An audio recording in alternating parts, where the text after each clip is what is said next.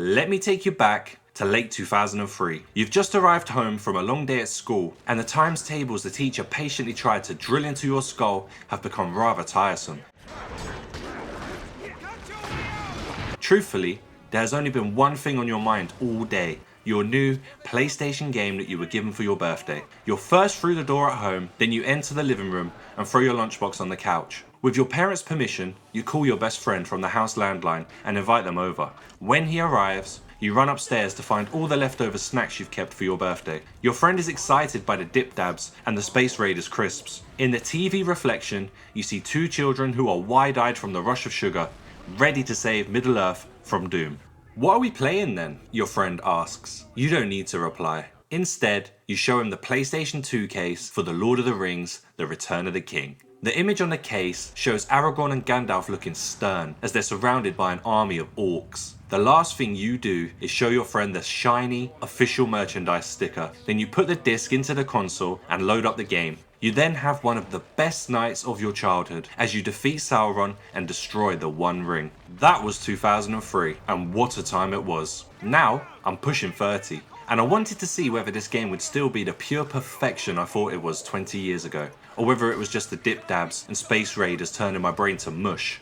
I felt like I had just stepped out of a time machine when I saw the PlayStation 2 startup screen, and I was ready to embrace the past. Knowing full well that I was at risk of tarnishing a perfect memory, I put the disc into the console and I was overwhelmed by what happened next. The main menu of the game is a masterpiece. Aragorn is standing in his tremendous final battle attire, with the incredible soundtrack blaring in my headphones. As you can imagine, I was immediately absorbed into the world of Middle-earth. I didn't realise quite how long I'd been sitting staring at the menu until I was pleasantly surprised by the game's trailer appearing on my screen.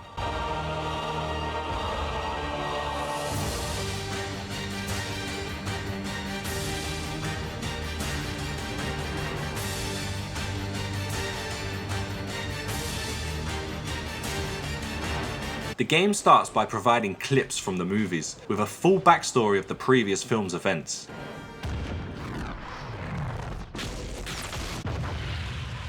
A part of me wishes that Gandalf could be the next England football manager, after he made it very clear just how perilous the situation in The Lord of the Rings: The Return of the King had become. For the cause, I was ready to walk to the end of Middle-earth and the fire of Mount Doom myself, so I picked up the controller and pressed the start button. As a kid who was obsessed with The Lord of the Rings, it was magical to have the cutscenes phase into the gameplay at the start of levels. There is no better way to immerse the player in a world than to visibly become the character on screen. Defeating enemies is very satisfying, and there are different ways to do it. Each button offers a different way of attacking, and each character has their own fighting style. Gandalf fights using his staff, Aragorn his sword, Legolas his bow, and so on.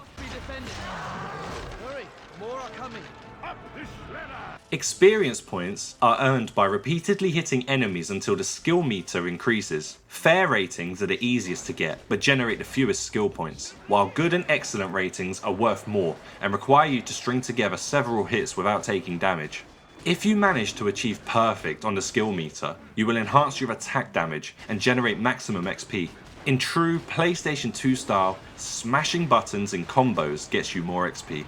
XP also increases your character's level, and you can then spend the points on upgrades in the shop. I've completed this game many times over the years, even in one night, but I never knew until now that you can save XP by buying upgrades for the whole fellowship. This got me wondering what else I might find that I didn't know before.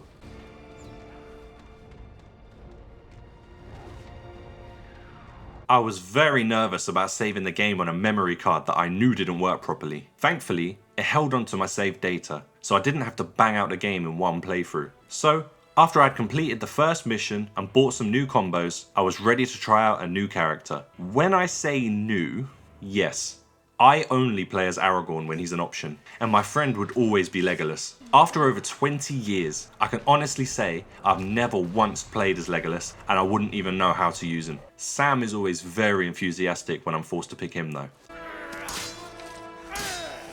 I remember it like it was yesterday, being forced to slow down in the fog as the ghosts swarm around us. The adventurer inside of me wants to explore every dark avenue for the thrill of it, but I admit that this often leads to me losing my way. There were even occasions where I found myself back at the start of the mission, dumbfounded as to how I got there. Enemies can appear from all angles, scaring the living daylights out of you. It's a paralysing feeling when you're knocked to the floor, but when you or your opponent has committed to an attack, there's nothing you can do to stop it. Allies do get in your way a lot, which can be very frustrating when you're surrounded by orcs, or worse, spiders. After my most recent playthrough, I'm willing to accept that there is a lot of button mashing in this game. I understand that for some people, that is a real problem. For me though, I actually find it satisfying to farm every enemy for XP before proceeding with the level. This reminds me of a discussion I had when I was younger. The question was, do the enemies endlessly respawn, or do they run out of soldiers? I couldn't remember the outcome, so I decided that I'd find out during my playthrough. I guess there is a lot of button mashing because the books and movies have a lot of action in them. There is even more detail in the books, where the Battle of Hobbiton at the end of The Return of the King doesn't feature in the movies, along with Saruman's fate.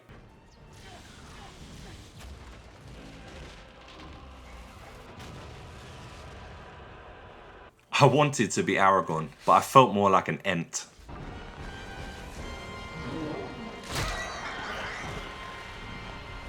I've never labelled myself as an excellent gamer, mainly because I make stupid decisions.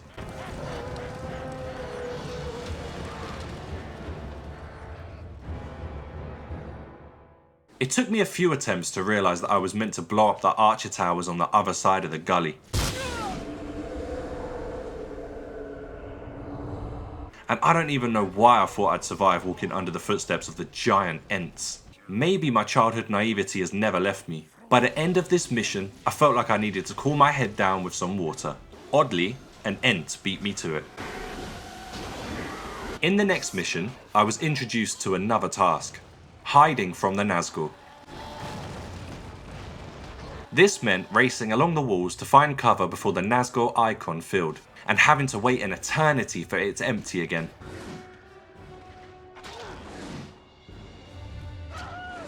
The strangest part about this mission though, was having to climb down the longest ladder I've seen since Jack and the Beanstalk.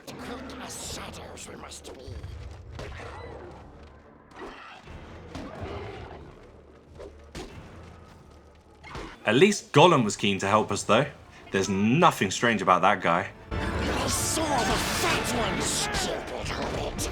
Oh wait, there was an even bigger ladder. On the subject of Gollum, I've always felt that his character offers a rare bit of colour in what can be quite a grey affair. Yes, we know that we're going to have to fight to the death to save Middle-earth, but seeing Gollum argue with the hobbits, and of course, himself, is a hilarious way of taking us out of the doom and gloom. When we fight the King of the Dead, I'm reminded of the best dad joke I've ever heard. My dad and I were sitting in front of the TV, he playing as Legolas, and me playing as Aragorn, of course, when we were tasked with running out of the collapsing cave. After multiple attempts where we just couldn't quite move fast enough, sweat was dripping from my head. At this point, we were near the end of the level, and we only had one last corner to get past when a rock landed on Legolas's head. The screen went blurry, and we both jumped up in agony. My dad then shook his controller in front of me and said, "Of course I can't run as fast as you. I'm legless." Another thing I never realised when playing the game before is the special ability button. Press that when you're in a difficult situation and you'll receive a boost which can help you survive. Unless you're Sam. I pressed the buttons as him and I became invisible, which meant I couldn't attack enemies. This is great if you're sneaking past a large group of orcs, but when you have to kill a certain number of enemies, you're just prolonging your inevitable downfall. There was also a moment where I'd almost completed a level, only to realise that I had no arrows left to fight the passing elephant riders. In an open world game, I'd go and find some more arrows. Unfortunately, on the PlayStation 2, I had no option but to restart my console and play through the entire level again. This was a tedious process, but at least I answered a decades-long discussion about whether enemies stop spawning. Turns out, they do. It didn't take long to replay the level, while preserving my arrows, and this got me thinking, it's the simplicity that makes this game so fun. There aren't 1,000 different weapons or backpacks or ways to travel around an enormous map. The objectives are simple and satisfying.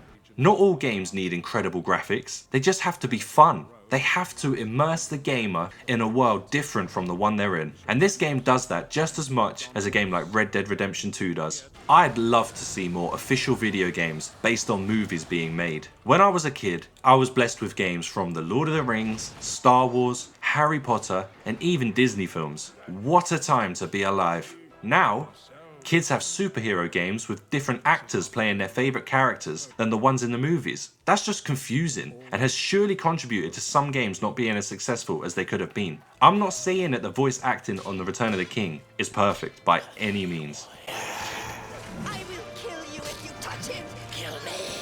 Now, fool. No living man can slay me. I am no man. You look upon a woman. If you know me, you know that I don't love spiders. I'll never be one of those people who sit there cuddling a house spider or owning a tarantula. I'm willing to admit that I used to be afraid of playing this game at times, and that fear was especially present when I had to enter Shelob's lair. Even as an adult, I screamed when I first caught a glance of that terrifying beast walking by. Frodo's cries added to my torment as I bravely attacked the spiders that required so many hits that my skill level entered perfect mode when fighting them.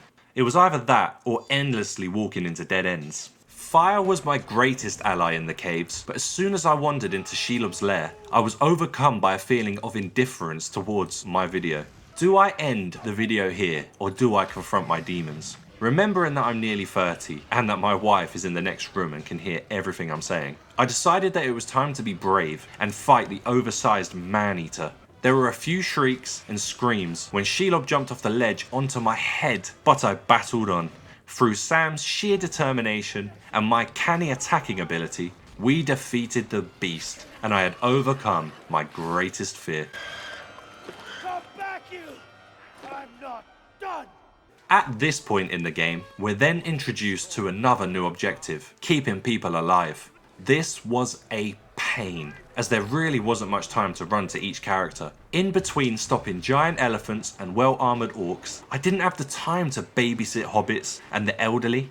After failing to keep Merry and Iowyn alive on multiple occasions, I'd finally managed to master the mechanics of the game and complete levels as quickly as possible. This meant shooting the Nazgul at the side of the hill rather than running down to the centre. It has been decades, so don't be too harsh on me for forgetting that.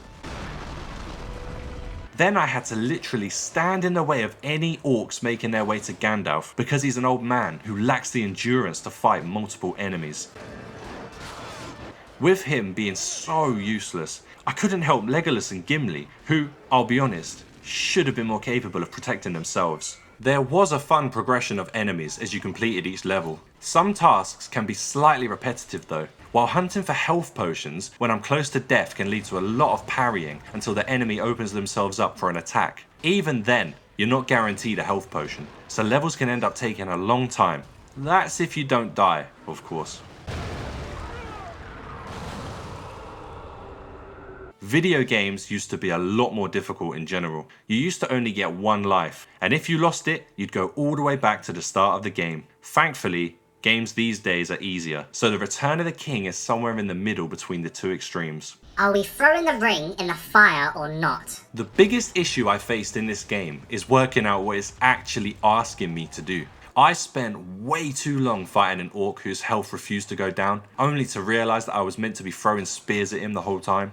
Then there is Gollum, who after 3 attempts of knocking him off the side of the rock, finally fell when I worked out that it was R2 that I was meant to be pressing, and not the circle button.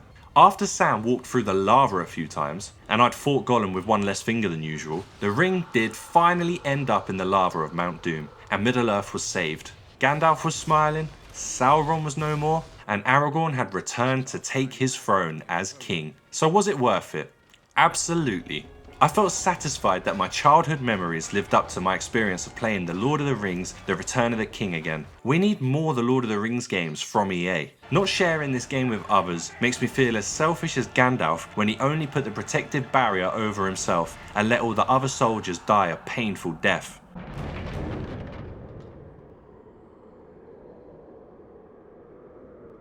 The point of games for children is to work things out and to have fun doing it. These were the sort of games I grew up with. where you follow a story within a world that a writer as remarkable as J.R.R. Tolkien created. Whether you're saving a character or completing a mission, whatever you're doing, you're affecting the situation in a major way. You're absorbed in the narrative while learning lessons about perseverance and enduring hard times. These days, kids are playing repetitive multiplayer games like Fortnite, Marvel Rivals, or EAFC, which don't require much thinking or learning. Instead, we need more co-op games like It Takes Two, where people can sit on a sofa, order some food, and spend hours doing multiple activities and solving puzzles. People will feel like they're actually achieving something, rather than coming off a multiplayer game feeling like they've wasted hours unlocking an item of clothing on a battle pass. And don't even get me started on the parents who pay for their child to have the rewards of the battle pass instantly. Ugh. Anyway, The Lord of the Rings: The Return of the King is a short game, so kids aren't overwhelmed by the mechanics of an 80-hour playthrough of something like Assassin's Creed. Those games are great if you can manage them, but I was 8 years old playing The Return of the King, and it was perfect.